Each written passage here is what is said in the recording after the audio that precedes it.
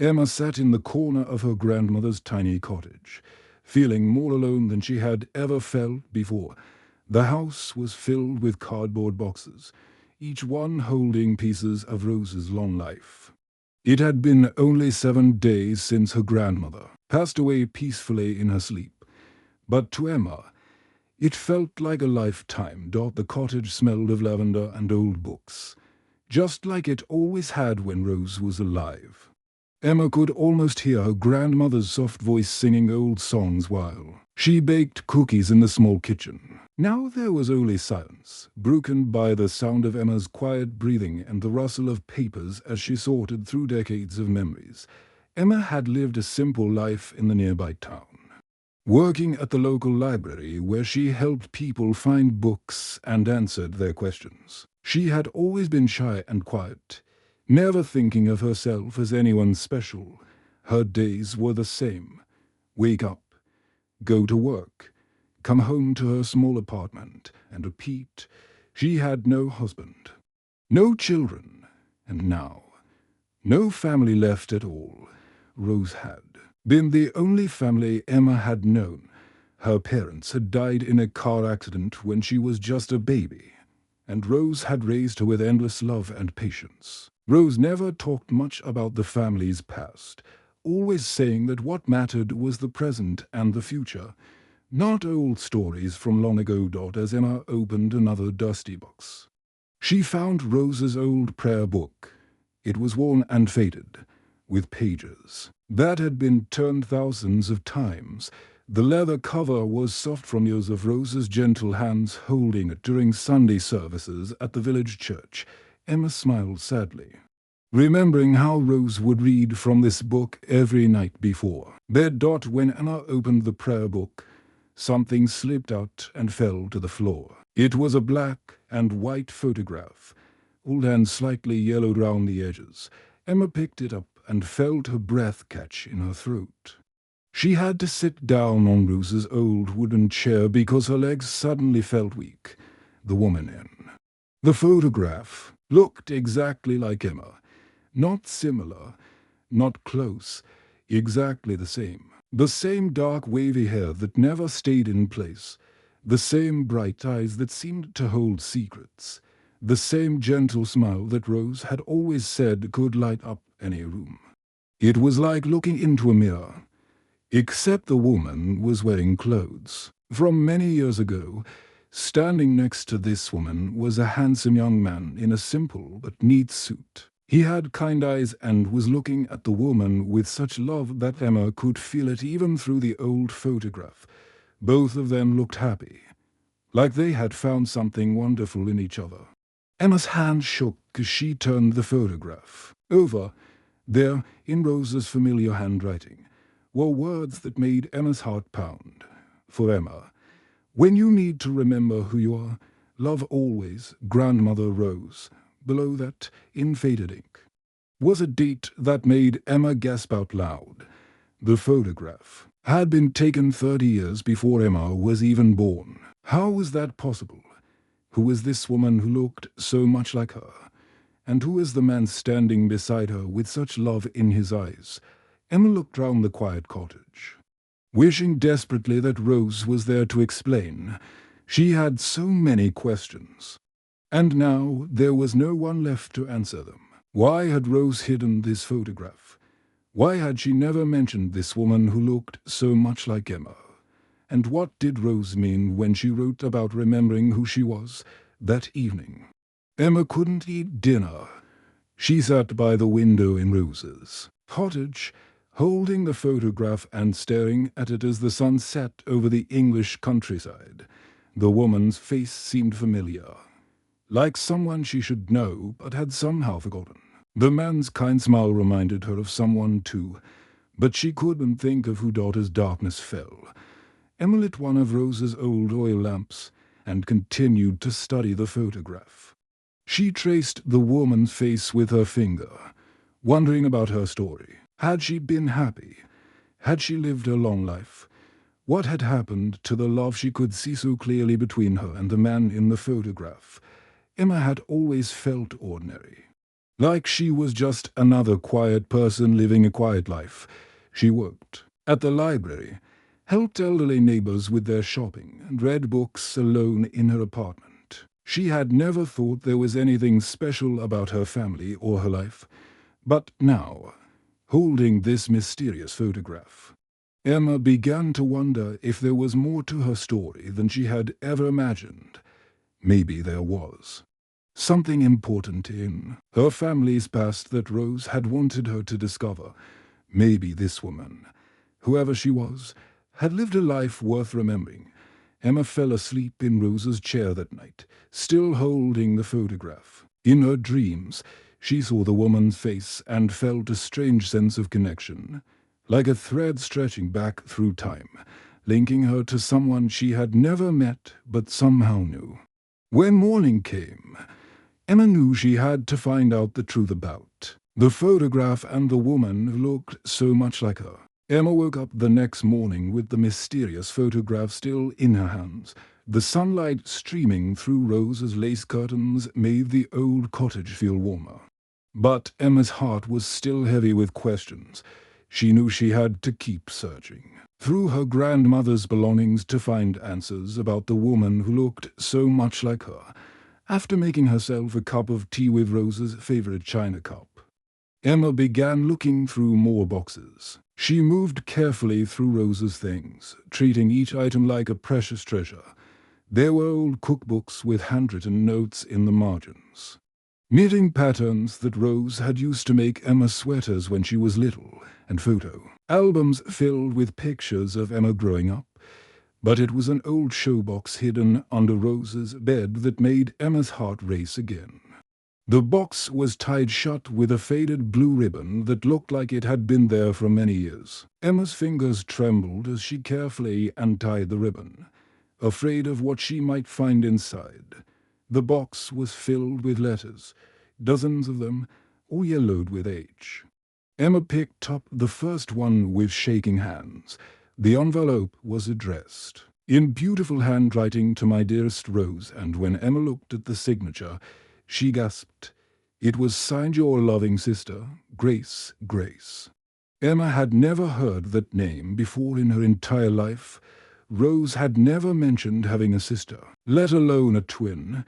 Emma had grown up thinking that Rose was all alone in the world, just like Emma was now. But here was proof that Rose had once had a sister named Grace. Emma unfolded the first letter carefully, afraid the old paper might tear. The letter was dated 1941, and as Emma began to read, she felt like she was stepping back in time. Grace wrote about her daily life, but there were hints of something bigger happening round her. Dear Rose, the letter began. I hope this letter finds you safe and well in the countryside. Life here in London is difficult, but I am finding ways to help.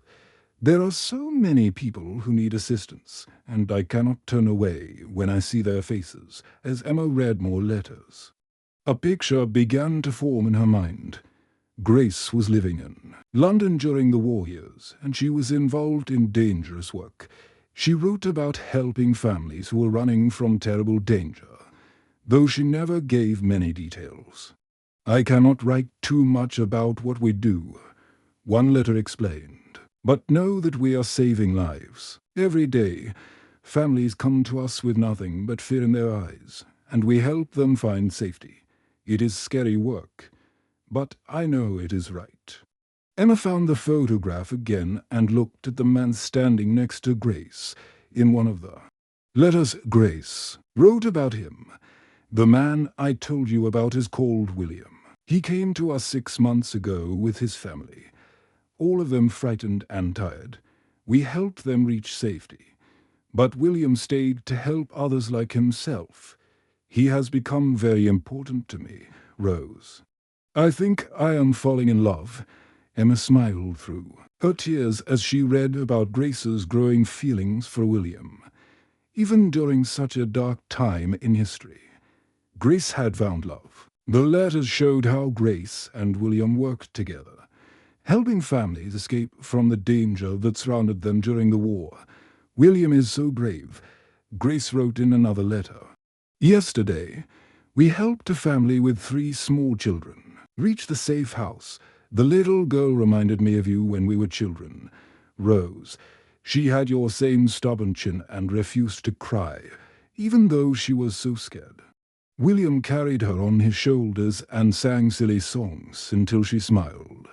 But as Emma continued reading, the letters began to change. Grace started writing about more danger, about close calls and narrow escapes.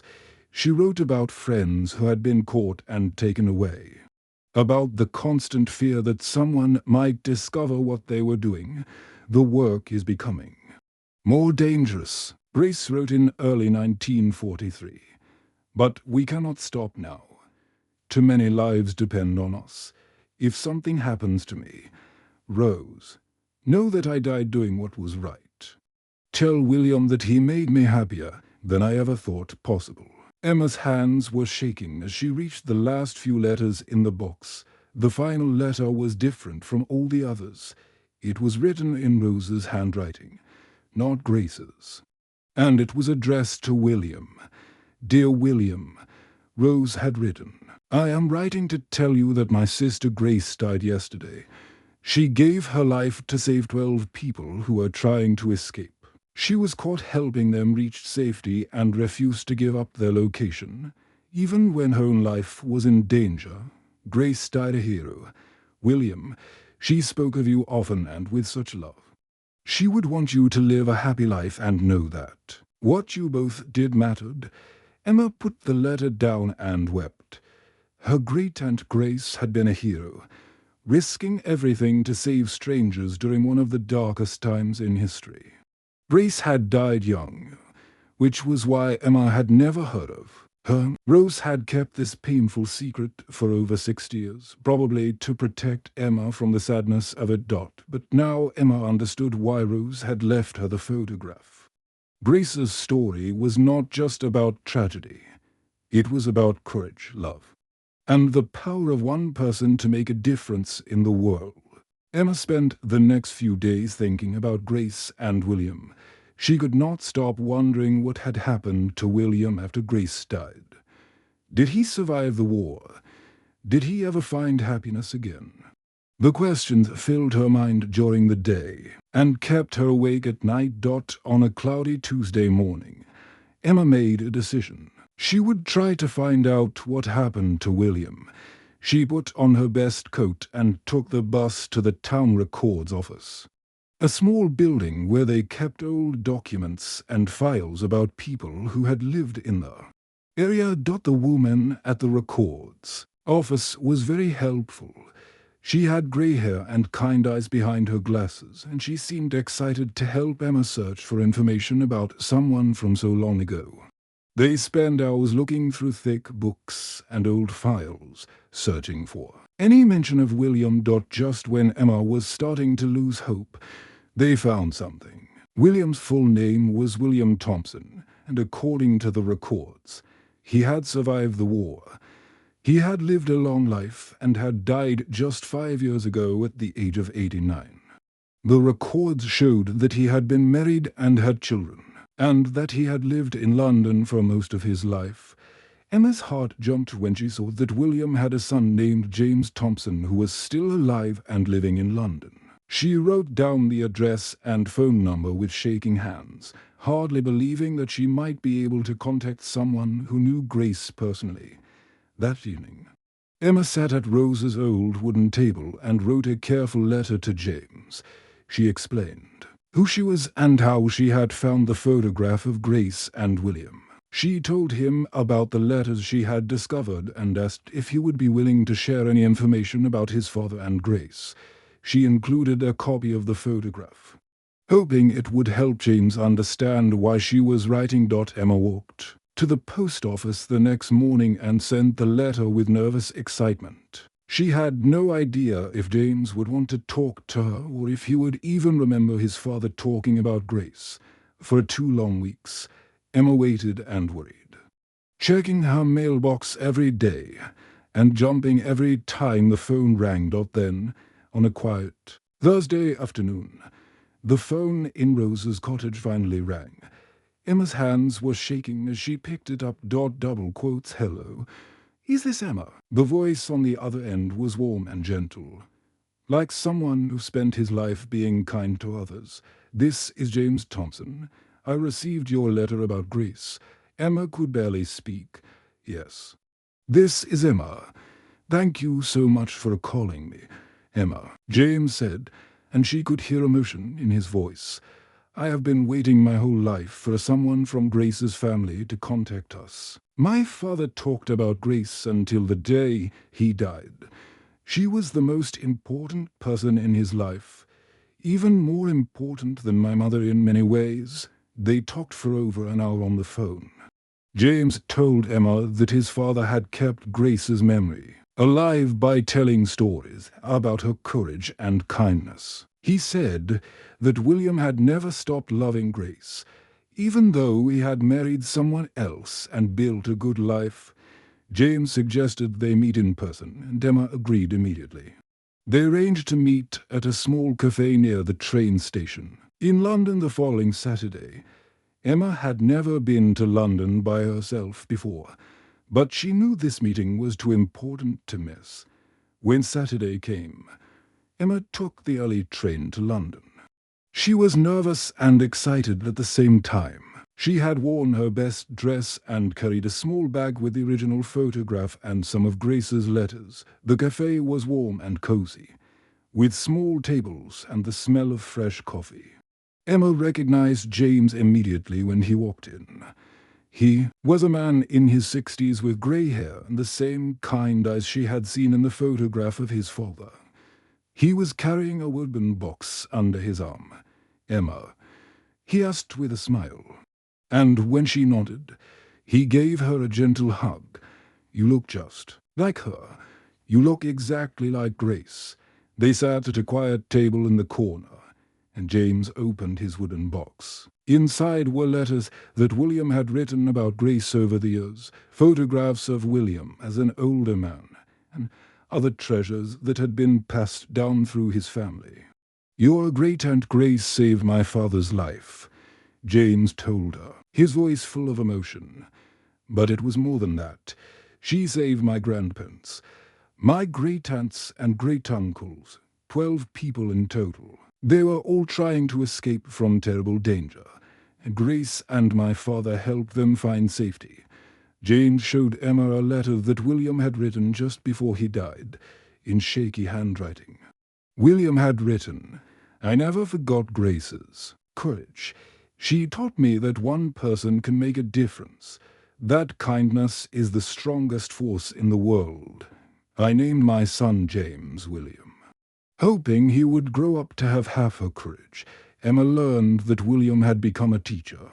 After the war, working with children from difficult backgrounds, he had spent his whole life helping others, inspired by Grace's example. James had followed in his father's footsteps, becoming a social worker who helped families in need. Grace's kindness didn't die with her, James said softly. It has been living on through our family for generations, and now, through you. Her story can continue. Emma took the train back to her small town feeling like a completely different person than when she had left. The meeting with James had filled her heart with so many emotions. She felt proud of Grace, sad about her early death, but most of all, she felt a strange sense of purpose that she had never experienced before, back in her tiny apartment above the bakery. Emma placed the photograph of Grace and William on her bedside table where she could see it every morning when she woke up. She also kept some of Grace's letters nearby, reading them again and again. The words seemed to speak directly to her heart, especially the parts where Grace wrote about helping people and making a difference in their lives. When Emma returned to work at the library, everything looked the same as always. The same old wooden shelves filled with books, the same comfortable reading chairs by the windows, the same smell of paper and dust that had always made her feel safe. But now Emma saw it all differently. This was not just a quiet place where she stamped books and answered simple questions. This was a place where she could help people, just like Grace had helped people during the war. Emma began paying more attention to the people who came into the library. She noticed things she had never really seen before. She saw the lonely looks on some faces, the tired expressions of people who seemed to be carrying heavy burdens, and the shy smiles of people who wanted to talk but did not know how to start a conversation. On a cold and rainy Tuesday afternoon, an elderly man walked into the library. Emma could tell immediately that something was wrong. He moved slowly and seemed lost, looking round as if he did not know where he was supposed to be. His clothes were neat and clean, but his eyes looked empty and sad. Emma walked over to him with a gentle smile. "Hello. Can I help you find something today?" The man looked at her with grateful eyes. "I'm not really sure," he said quietly. "My name is George. I just moved to this town to be near my daughter. But I don't know anyone here yet. I thought maybe I could find a book to read. But to be honest, I haven't been able to focus on reading since my wife died 3 months ago." Emma felt her heart go out to George immediately. She thought about Grace's letters and how Grace had written about comforting people who had lost everything. Emma pulled out a chair at one of the library tables and invited George to sit down. "I'm so sorry about your wife," Emma said softly. "That must be very difficult for you. Would you like to tell me about her?" For the next hour, George told Emma about his wife Margaret and their 50 years of marriage. He talked about how they used to read books together every evening, how Margaret would make him tea while he read the newspaper out loud to her, and how quiet and empty his life felt. Without a doubt, Emma listened carefully to every word. She did not try to give advice or say things like everything will be okay. Instead, she just listened and showed George that his feelings mattered. When he was finished talking, Emma helped him find some gentle books about dealing with loss and grief. She also found him some poetry books that reminded her of the kind of simple, beautiful writing that Margaret might have enjoyed. "You know, George," Emma said as she walked him to the front door, "you are welcome to come here any time you want, even if you just want to sit quietly or have someone to talk to. This library is for everyone, and that includes you." George's eyes filled with tears, but they were good tears. "Thank you, Emma. You have been kinder to me today than anyone has been in months." The next day, George came back to the library, and the day after that. Soon, Emma realized that George was coming every single day, not just to read, but because the library had become a safe place for him where he felt less alone. Other people began to notice George sitting in the library every day, and some of them started talking to him. There was Mary, a young woman trying to raise 2 small children by herself after her husband left. Mary would bring her children to the library after school, and George started helping them with their homework while Mary looked for books about parenting and managing money. Then there was Tom, an old man who lived alone in a small house at the edge of town. Tom had no family left and rarely talked to anyone. But he started sitting near George, and eventually they began sharing stories about their lives and the old days. Emma watched all of this happening and realized that something wonderful was growing in her. Library. People who had been lonely and isolated were finding each other and forming friendships. She decided to make it even better by starting an official group. Emma put up a small sign that said Grace's Circle, a place to share stories and support each other. Meets every Thursday at 2 o'clock. She never told anyone who Grace was, but she knew that Grace would be proud of what was happening. The first official meeting of Grace's Circle had only 5 people, but Emma was thrilled. As weeks passed, more people joined. There was Jenny, a young woman who had moved from another country and was trying to learn English and make friends. There was Robert, a man who had lost his job and felt ashamed to tell anyone about his problems. Each person brought their own struggles and sadness, but together they found something precious: connection, understanding, and hope. 1 year had passed since Emma first discovered the mysterious photograph in her grandmother's prayer book. The small library had become a completely different place. What had once been a quiet building where people came alone to borrow books was now filled with laughter, conversation, and the warmth of genuine friendship. Emma looked round the library on this special spring morning and felt amazed at how much had changed. Grace's circle had grown from 5 nervous people sitting round one small table to over 20 regular members who had become like a family to each other. The group met twice a week now. And Emma had to move extra chairs into the main room too. Fit everyone. Today was going to be very special. Emma had been planning this gathering for weeks. She had invited James to come from London, and he was bringing his 16-year-old daughter Sophie with him. Emma wanted all the people whose lives had been touched by Grace's story to come together in one place. Early that morning, Emma set up a small display near the front window of the library. She placed Grace and William's original photograph in the center, surrounded by some of Grace's letters and old pictures that James had shared with her. She also included photos of Grace's circle members and stories they had written about how the group had helped them. When James arrived with Sophie, Emma felt nervous and excited at the same time. Sophie was a lovely girl with her grandfather, William's kind eyes, and a bright smile that reminded Emma of Grace. James carried a small gift bag and looked proud as he saw how many people had come to honor Grace's memory.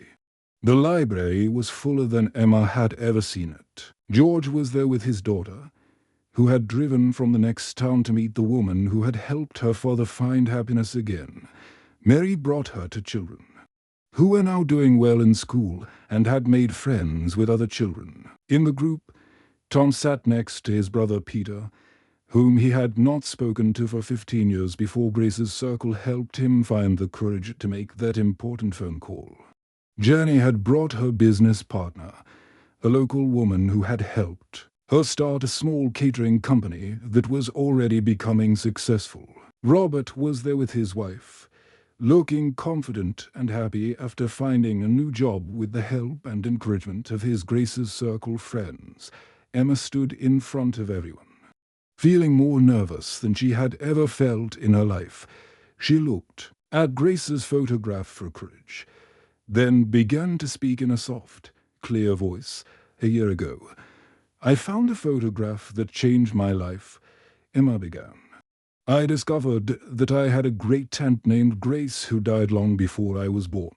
Grace lived during a very difficult time in history, and she chose to risk her own life to help strangers who were in terrible danger." Emma told the story of Grace and William, of how they had worked together to save 12 people during the war, and how Grace had died protecting the people she was trying to help.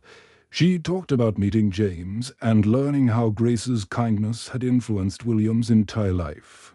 Grace could never have known that her kindness would still be making a difference 70 years later, Emma said, looking round at all the faces in the room. But love and courage have a way of traveling through time, from heart to heart, touching people who never even knew where it started. Then something beautiful happened. George, who had been so sad and lost when Emma first met him, stood up slowly. His eyes were bright with tears, but they were happy tears. "Emma," George said in a strong voice, "you saved my life when I thought it was over. After my wife Margaret died, I did not want to keep living, but you gave me a reason to wake up each morning. You gave me friends and purpose and hope." Mary stood up next, holding the youngest child's hand. "Emma helped me believe I could be a good mother, even when everything felt impossible. When my husband left us, I thought I was a failure. But this group taught me that I was stronger than I knew. One by one, other people began to stand and share their stories. Jenny talked about how the encouragement she received in Grace's circle gave her the confidence to start her own business. Tom's brother Peter spoke about how grateful he was that Tom had found the courage to call him after so many years apart. Robert's wife thanked Emma for helping her husband through the darkest time in their marriage. A young mother named Helen explained how the group had helped her cope with her son's illness. An elderly woman named Alice told everyone how Grace's circle had given her a reason to leave her house sick. After being afraid to go out for months, James listened to all these stories with tears in his eyes. When the sharing was finished, he stood up and looked directly at Emma. "My father would be so proud to know that Grace's spirit lives on through you," he said. Grace believed that one person could make a difference in the world, and you have proved that she was right. That evening, after everyone had gone home, Emma sat alone in the quiet library. She looked at Grace's photograph and then at the thank you notes and drawings that people had left for her. She finally understood what Rose had meant when she wrote, "When you need to remember who you are." Emma was not just a quiet librarian in a small town. She was part of something much bigger and more beautiful than she had ever imagined. The end.